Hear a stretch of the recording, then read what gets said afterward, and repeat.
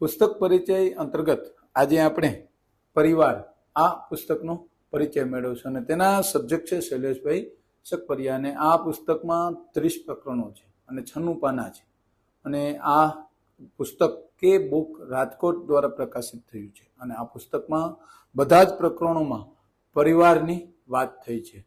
આજના વર્તમાન સમયમાં લોકો પૈસા, પ્રોપર્ટી અને પ્રતિષ્ઠાના જે લોભમાં દિન પ્રતિદિન પોતાના પરિવારથી દૂર થતો જાય છે।